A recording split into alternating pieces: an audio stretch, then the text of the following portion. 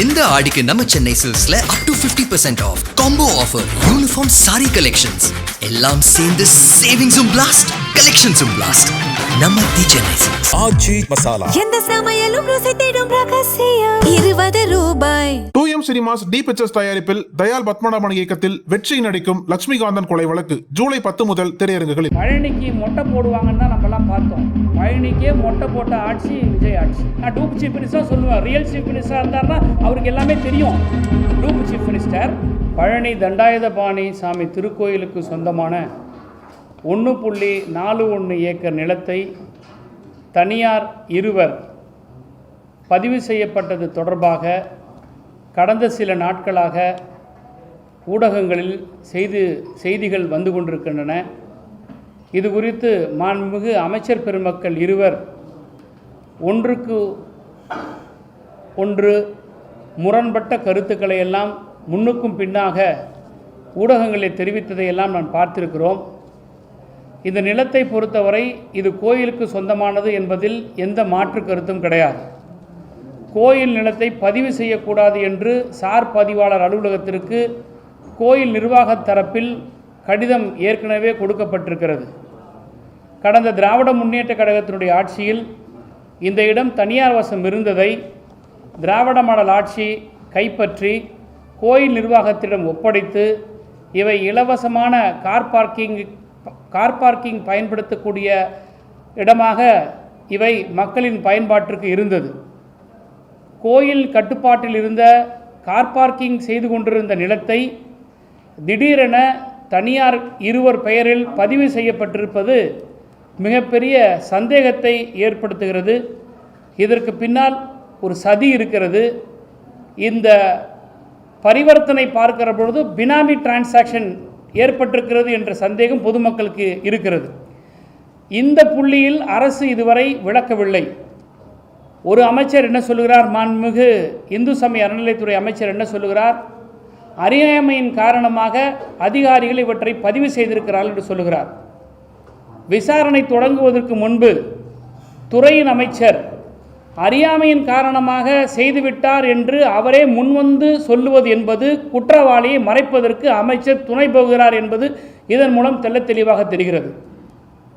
நாங்கள் விசாரிக்கிறோம், விசாரணையில் வரக்கூடிய விஷயங்களை நாங்கள் தெரிவிக்கிறோம் என்பது சொல்லுவதுதான் அமைச்சரினுடைய கடமை. ஆனால் அறியாமையின் காரணமாக பதிவு செய்யப்பட்டிருக்கிறது என்று தானாக முன்வந்து ஊருக்கு முன்னாடி முந்திரிக்கட்டை போல அறநிலையத்துறை அமைச்சர் வந்து இப்படிப்பட்ட ஒரு ஸ்டேட்மெண்ட் கொடுப்பது என்பது குற்றவாளிகளை தப்பிப்பதற்காக இவர்கள் முயற்சி செய்கிறார்கள், குற்றவாளியை காப்பாற்றுகிறார்கள் என்பதுதான் எங்களுடைய குற்றச்சாட்டு, திராவிட முன்னேற்ற கழகத்தினுடைய குற்றச்சாட்டு. நாங்கள் கேட்குற கேள்வி, இந்த அரசை நோக்கி கேட்கக்கூடிய கேள்வி என்னவென்றால், 2ஆம் தேதி இந்து சமய அறநிலையத்துறையின் சார்பாக கடிதம் கொடுக்கப்பட்டது. ஆனால் 3ஆம் தேதி இந்த பத்திரப்பதிவு செய்ய சொல்லி டாக்குமெண்ட்டை கொண்டாந்து ரிஜிஸ்ட்ரேஷன் ஆஃபீஸில் கொடுக்கப்படுகிறது. அன்றைக்கு இருந்த சப் ரிஜிஸ்ட்ரார் திரு பழனிசாமி என்பவர் இவற்றை நான் பதிவு செய்ய மாட்டேன், ஏனால் ஏற்கனவே கடிதம் இருக்கிறது என்று அவர் சொல்லிவிட்டார். பிறகு 3ஆம் தேதி இருக்கக்கூடிய பாலசுந்தரம் என்கின்ற ஒரு பதிவாளர் அன்றைக்கு வந்து பணியமர்த்தப்படுகிறார். அவர் இந்த டாக்குமெண்ட்டை ரிசீவ் பண்ணிட்டு நான் வந்து ரிஜிஸ்டர் பண்ண மாட்டேன்னு சொல்லிவிட்டு அவர் லீவில் போகிறார். பிறகு 4-5 சனி ஞாயிறு, திங்கட்கிழமை 6ஆம் தேதி, இந்த சீக்வன்ஸை பார்க்கணும். நம்ம 2ஆம் தேதி கடிதம் கொடுக்குறாங்க, 3ஆம் தேதி ஒரு ரிஜிஸ்ட்ரார்கிட்ட வந்து சப்மிட் பண்ணுறாங்க. அந்த ரிஜிஸ்ட்ரார் மறுக்கிறாரு, அவர் விடுமுறையில் போகிறாரு. 4-5 சனி ஞாயிறு விடுமுறை. 6ஆம் தேதி அன்னைக்கு பழனி சப் ரிஜிஸ்ட்ரார் ஆஃபீஸில் இருக்கக்கூடிய சார் பதிவாளர் அலுவலகத்தில் இருக்கவங்க லீவ் போட்டு போயிட்டாங்க. அப்போ இன்சார்ஜ் யாரை கூட்டிகிட்டு வராங்கன்னா, பழனிக்கு பக்கத்தில் சத்திரப்பட்டின்னு 10 கிலோமீட்டரில் இருக்குது, அங்கே இருக்கிற ஒரு சப் ரிஜிஸ்ட்ராரை இன்சார்ஜ் கொடுத்துருக்கணும். அப்படி இல்லைன்னா கீரனூர்னு ஒரு சப் ரிஜிஸ்ட்ரேஷன் ஆஃபீஸ் இருக்குது, அங்கே அவங்ககிட்ட இன்சார்ஜ் கொடுத்துருக்கணும். 60-70 கிலோமீட்டர் தள்ளி இருக்க கொடைக்கானல் சப் ரிஜிஸ்ட்ரார் ஆஃபீஸ்க்கு கொடுக்கப்பட்டிருக்குன்னா ஆளை ஃபிக்ஸ் பண்ணுறாங்க இந்த கவர்மெண்ட். அதுவும் கொடைக்கானலில் இருக்கக்கூடிய சப் ரிஜிஸ்ட்ரார் பத்திரங்களை பதிவு செய்யக்கூடிய சப் ரிஜிஸ்ட்ரார் இல்லை, டிஆர் சிட் ஃபண்டுக்குன்னு ஒரு தனியார் டிஸ்ட்ரிக்ட் ரெஜிஸ்ட்ரார் இருக்கிறார். அவரை அழைச்சிட்டு வந்து இங்கே ஒரு நாள் இவங்க வந்து இன்சார்ஜ் கொடுக்குறாங்க. இன்னொரு வேடிக்கை என்னென்னா, மாண்புமிகு பத்திரப்பதிவுத்துறை அமைச்சர் என்ன சொல்கிறாரு, கோர்ட்டோட ஆர்டரில் டாக்குமெண்ட் எல்லாம் சரியாக இருந்ததுன்னா பதிவு செய்யலான்னு இருந்ததுனால அவங்க பதிவு செஞ்சிட்டாங்கன்னு சொல்கிறார். இந்து சமய அறநிலைத்துறை அமைச்சர் சொல்கிறது அறியாமையின் காரணமாக செஞ்சிட்டாங்கன்னு சொல்கிறார்.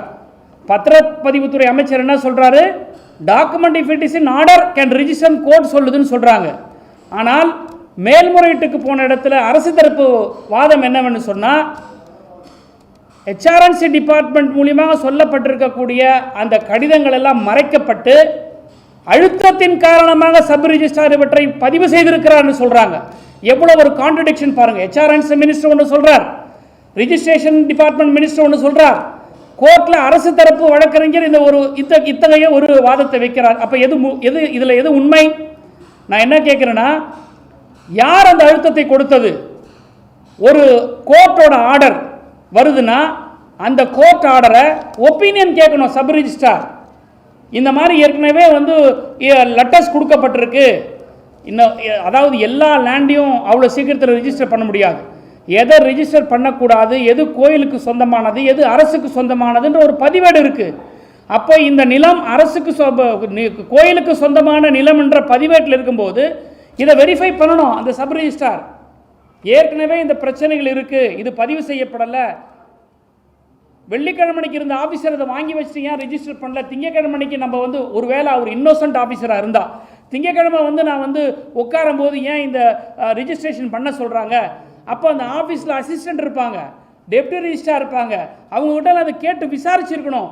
இது எல்லாம் எதுவுமே செய்யாமல் இவங்க பதிவு செய்கிறார்கள் என்று சொன்னால் இதில் ஒரு சதி இருக்குது, இது ஒரு பினாமி டிரான்சாக்ஷன் இருக்குது.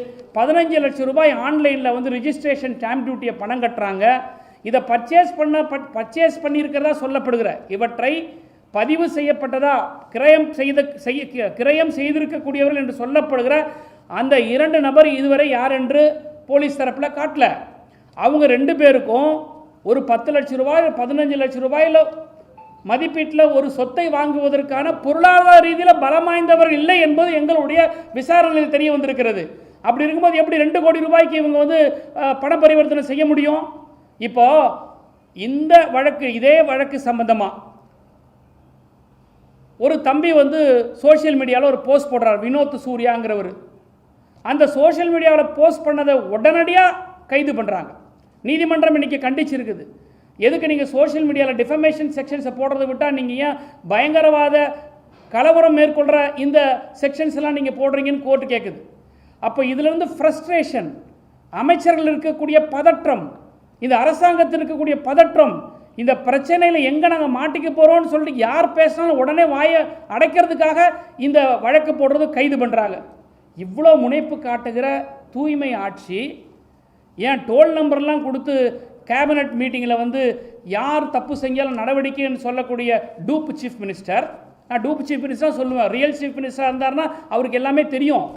டூப் சீஃப் மினிஸ்டர் இந்த நம்பர்கள்லாம் கொடுக்கக்கூடிய இந்த டூப் சீஃப் மினிஸ்டர் ராத்திரியில் பாஞ்சு சமூக வலைதளங்களில் போஸ்டிங்கை போட்டவங்களாம் கைது பண்ணக்கூடிய இந்த அரசாங்கம் ஏன் இந்த சப் ரிஜிஸ்ட்ராரை கைது செய்யலை? அது மட்டும் இல்லை, இந்த சப் ரிஜிஸ்ட்ரார் என்ன செஞ்சுருக்கணும்? இப்படிப்பட்ட ஒரு தீர்ப்பு வந்ததுன்னா கவர்மெண்ட் பிளேட்டர்கிட்ட ஒப்பீனியன் வாங்கியிருக்கணும், டிஸ்ட்ரிக்ட் ரெஜிஸ்ட்ரார்கிட்ட கேட்டிருக்கணும். ஏன் டிஸ்ட்ரிக்ட் ரெஜிஸ்ட்ராரை இன்னும் இவங்க அக்யூஸ்டாக ஃபிக்ஸ் பண்ணலை? இதுக்கு முன்னாடி இருந்த சப் ரிஜிஸ்ட்ரார் ஏன் லீவில் போனார்? அவரை ஏன் இன்னும் இவங்க ஃபிக்ஸ் பண்ணலை? இது எல்லாமே ஒரு நரேட்டிவ் செட்டிங் தான். இது எல்லாமே வந்து ஒரு சீக்வன்ஸ் இருக்குது. இதுக்கு பின்னாடி மிகப்பெரிய ஒரு டிரான்சாக்ஷன் இருக்குது. இது ரொம்ப காலமாக திராவிட முன்னேற்ற கழக ஆட்சியில் வந்து இந்த இடத்தை பாதுகாக்கப்பட்டது. திமுகனாலே இந்துக்களுக்கு எதிராகவும் கோயிலுடைய வழிபாட்டுகளுக்கு எதிராகவும் ஒரு ப்ரொஜெக்ட் பண்ணிக்கிற இந்த சமூகத்தில் திராவிட மாடல் ஆட்சியில் நாங்கள் கோயில் நிலத்தை பாதுகாத்தோம். பழனிக்கு மொட்டை போடுவாங்கன்னு தான் நம்மலாம் பார்த்தோம். பழனிக்கே மொட்டை போட்ட ஆட்சி விஜய் ஆட்சி. இன்றைக்கி நாட்டு மக்களுடைய முகத்தில் இன்றைக்கி விபூதி அடிச்சிருக்கிறாங்க. நான் கேட்கக்கூடிய கேள்வியெல்லாம், அதிகாரிகளை காப்பாற்றுவதற்கு இந்த அமைச்சர்கள் முன்வந்து வாலண்டரியாக பேட்டி கொடுக்குறாங்க. அறியாமையின் காரணமாக செஞ்சிட்டோன்னு சொல்ல வேண்டிய அவசியம் என்ன? எவ்ரிதிங் இஸ் இப் இன் ஆர்டர், ரிஜிஸ்டர் பண்ணலான்னு சொல்ல வேண்டிய அவசியம் என்ன? நீதிமன்றத்தில் வந்து வழக்கறிஞர்கள் வந்து மாற்றி பேச வேண்டிய அவசியம் என்ன? இதுக்கு பின்னால் யார் இருக்கிறாங்க? இந்த சதி செயலில் யார் ஈடுபட்டிருக்கிறாங்க? யாராவது ஒருத்தர் சப் ரிஜிஸ்டர் ஆஃபீஸில் போயிட்டு ஒரு டாக்குமெண்ட்டை கொடுத்துட்டு கோர்ட் ஆர்டரே வச்சுருந்தா கூட கண்டெம்ட் வரைக்கும் போனால் கூட ரிஜிஸ்டர் பண்ணாத டிபார்ட்மெண்ட்டு எப்படி இதை ரிஜிஸ்டர் பண்ணுது? இதனுடைய உண்மைத்தன்மையை விசாரிக்க வேண்டிய அவசியம் இவங்களுக்கு ஏன் ஏற்படலை? ஏன் கவர்மெண்ட் பீட்டர்கிட்ட இவங்க ஒப்பீனியன் வாங்கலை?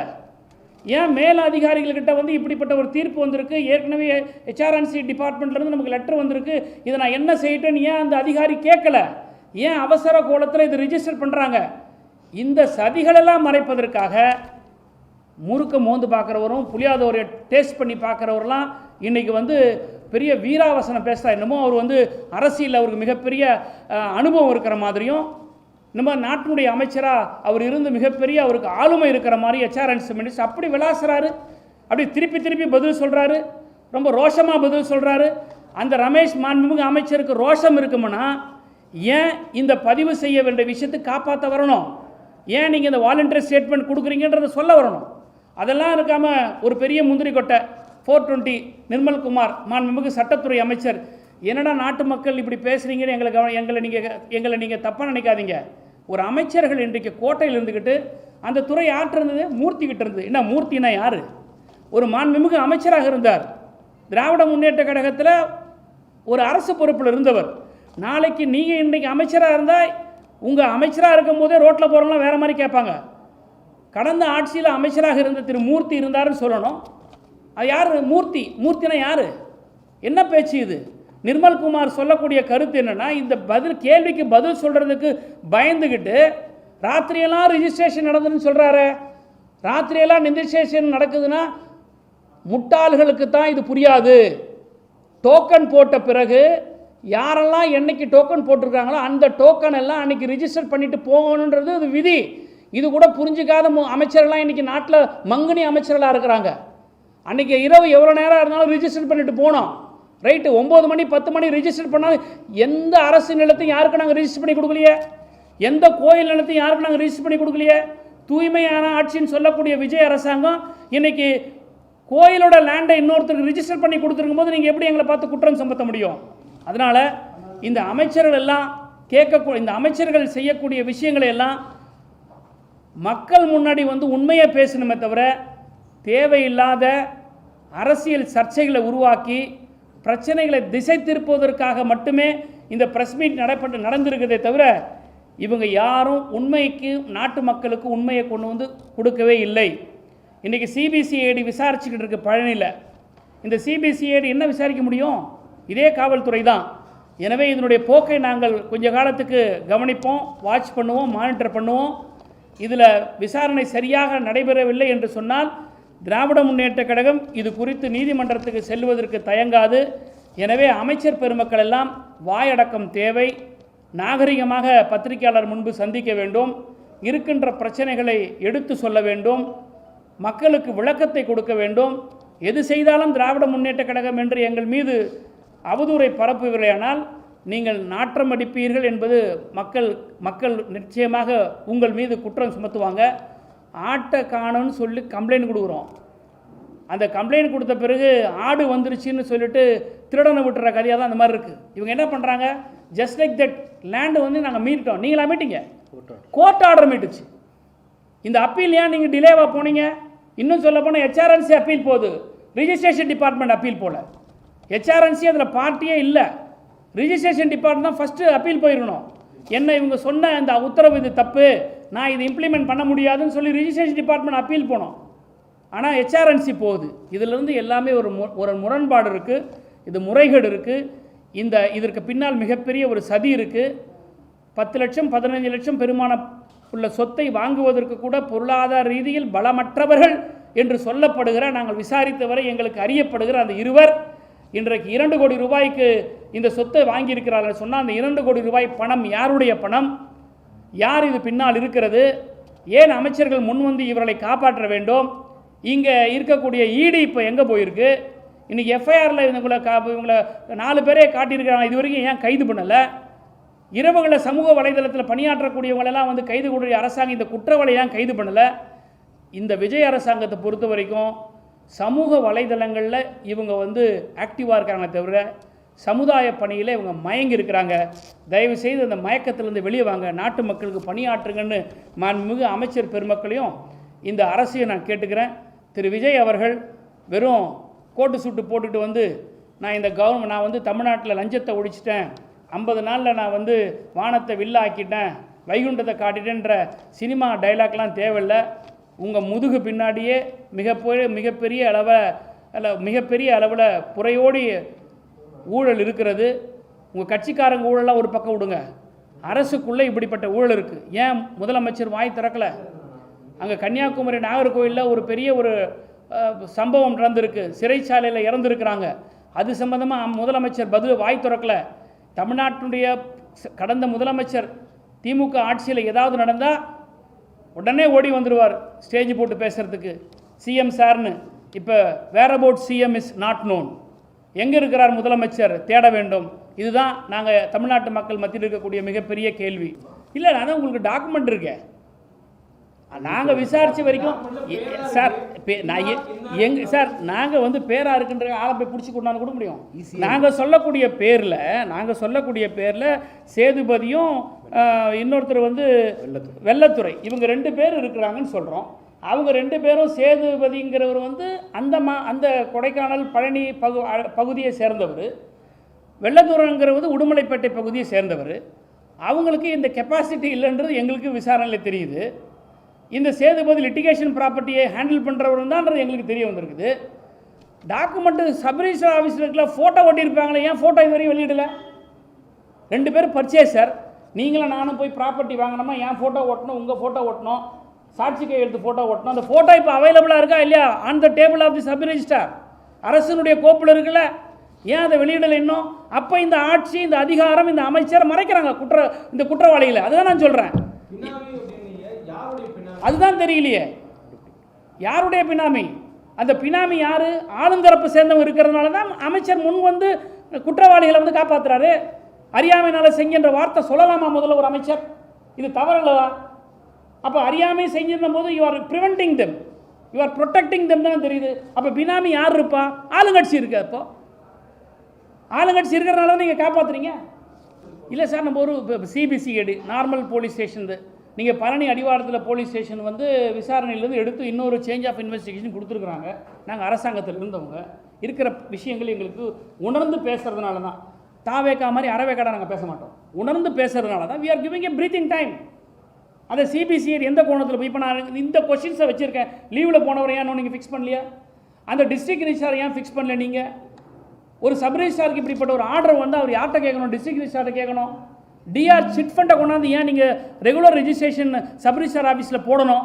டிஆர் சிட் ஃபண்டுடைய அவங்களுடைய நாமன் கல்ச்சர் இஸ் டிஃபரெண்ட்.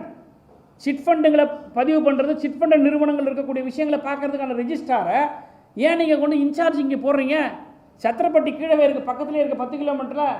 அந்த ரெஜிஸ்ட்ராரில் ஒரு இன்சார்ஜாக வரணும். சார், ஒரு ஜுடிஷியல் மேஜிஸ்ட்ரேட் 1ஆம் நம்பர் ஜுடிஷியல் மேஜிஸ்ட்ரேட்டு கேஷுவல் லீவுன்னு இன்றைக்கி போட்டாங்கன்னா பக்கத்து கோர்ட்டு எந்த ஜுடிஷியல் மேஜிஸ்ட்ரேட் இருக்காரோ அவர் தான் சார் இன்சார்ஜ், அவர் தான் சார் ரிமாண்ட் பண்ணுவார். அதுக்காக வந்து சென்னையில் ஜுடிஷியல் மேஜிஸ்ட்ரேட் இன்றைக்கி லீவில் இருக்கிறாருன்னா நீங்கள் போய் கன்னியாகுமரியில் இருக்கிற ஜுடிஷியல் மேஜிஸ்ட்ரேட்டுக்கிட்ட இன்சார்ஜ் கொடுப்பீங்களா? அப்படி தான் பண்ணியிருக்கு. அப்போ என்னன்னா, இந்த சப் ரிஜிஸ்ட்ரார் ஆஃபீஸர் யாருமே வந்து இந்த குற்ற செயலுக்கு, சதி செயலுக்கு ஒத்து போகல. லீவ் போட்டு போன ஆஃபீஸர் ஒத்து போகல.